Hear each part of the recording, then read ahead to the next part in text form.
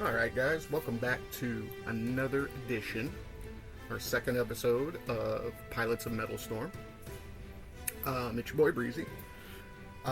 Today, on this episode, we decided to do our friend Malfeasance from Death on Demand. So Mal is one of the better players in the game, in the practical sense. He's got around 30,000 trophies, I think, at the moment. We've known Mal since, man, it's getting 4 or 5 years ago, maybe 6.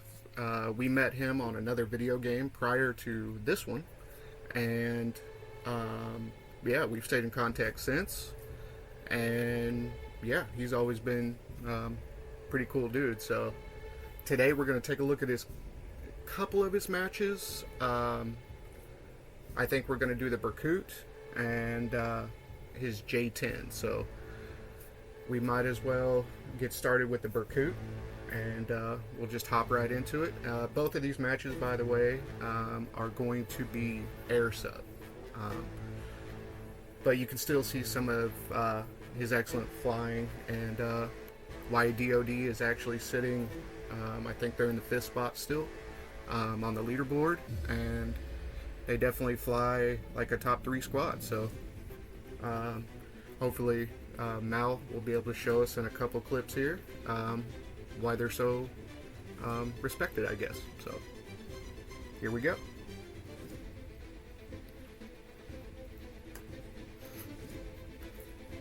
Alright, everybody's saying good luck. Let's see what we got here. There's always that one guy that has to say oops. Just absolutely no decorum.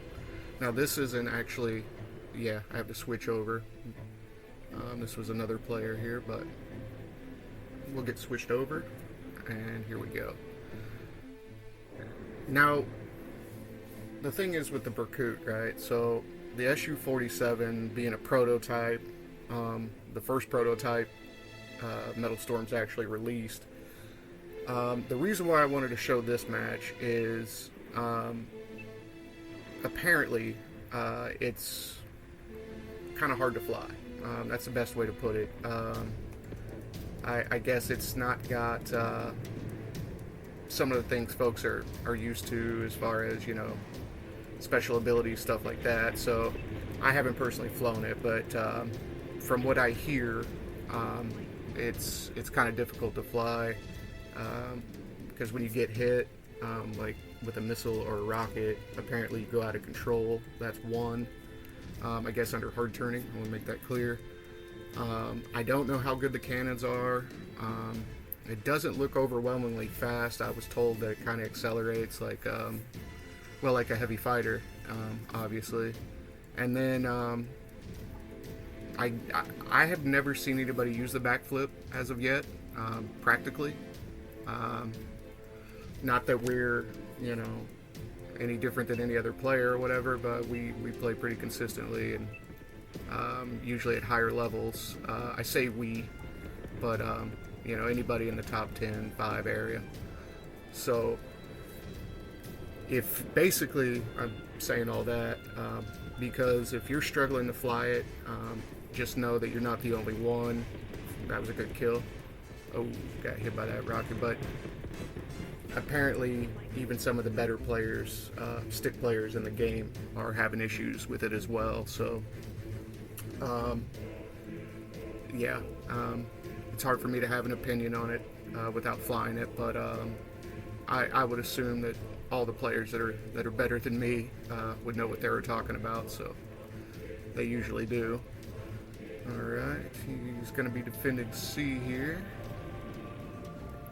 Going to chew this guy up pretty easily. The Berkut, I do know, has the best turning in the game, as it should.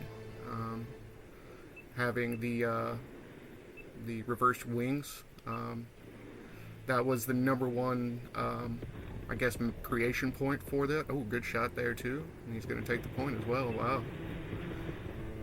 Yeah. See, and he did pretty well in it. He's a really good player, so we're going to hop out of here and we're going to do his J10. One of my favorites, actually. a lot of people have different opinions even on the J10, and its gun is absolutely anemic. I 100% agree with that, but I've never used it as a primary weapon. Really, I think it's designed to use your free look around missiles. So those missiles that you can have more than one in the air and they can come off at like, I want to say it's like a 70-degree angle, something crazy.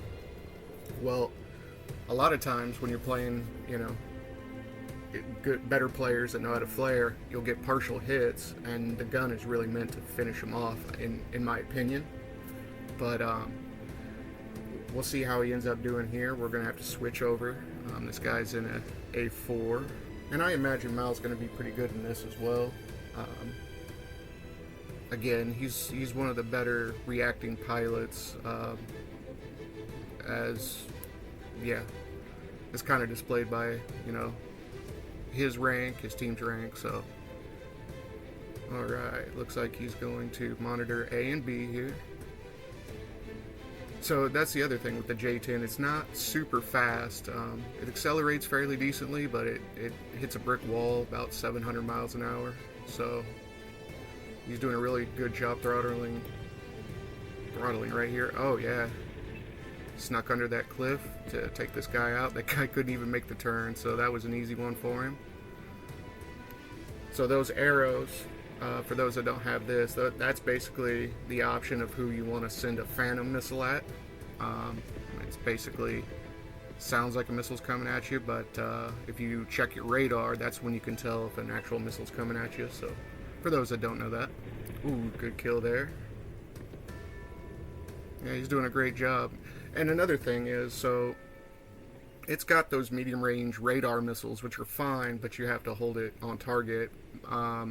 If you do what he's basically doing here and stay near one of these rearm points, you could just constantly dip through those and have your good missiles, these hunter missiles that'll come off in extreme angles, and that's the way to really dominate a game in a J10, is trusting those missiles. And then again, you have that gun, even though it's anemic, but it finishes off opponents just fine, just like that. Yeah, right on cue. Good job, man. But yeah, as you can tell, so right here, oh, someone snuck in behind him. I thought he was gonna take the point, but someone snuck in behind him. That was unfortunate. I didn't see the guy either, and I'm not even playing. So, yeah, that's pretty rough. He seen him before I did. I thought he was gonna take that point. I was gonna make the comment of an air sub. Obviously, the points, or the way it works is you want to maintain these control points. And the way that a lot of the better players do it is they'll absolutely go for the point first, but if they're en route basically, and can make a kill, they'll go for it. It's kind of like, see, there's a really good job. He snuck under there with throttle management. Really good job. But it's kind of like a base path in baseball. You don't want to go too far out that path. And deviate too far away. I mean, sometimes it's worth it. It kind of depends on the score and placement and stuff, but in my experience, it's been best to kind of take the point first and not worry so much about the kills. And I know that sounds remedial, and then for some players, I think they forget about that. You know, I don't know how experienced some players are versus others either. So, but see, that was another amazing match. But I really enjoyed doing this with Mal. He again is a good friend, and I'd like to shout him out. Shout out Death on Demand. Hope they're doing well.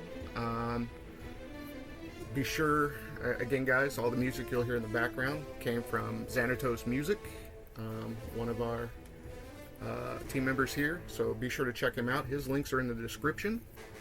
I hope you enjoyed this. Got some positive feedback. People seem to like kind of the direction of this new little series, so That's much appreciated. And if you guys do like it, or you have an idea of a pilot to do next, maybe shoot us a quick email at cmmtalk@gmail.com. Yeah, just send us a quick email and say, hey, would you mind doing this? And then, you know, maybe a little background on the player. It doesn't have to be extensive. We know most people, but it would always help. And then you could also put it in the comments as well. That's totally up to you. But again, guys, we're on TikTok, Rumble, Facebook. We have a Patreon if anybody wants to help us on our road to 1,000. We take any donations and we wrap it back up into hardware and software for the channel. Yeah. Basically, guys, we hope you enjoyed it. And until next time, Breezy's out with another edition of Pilots of Metalstorm.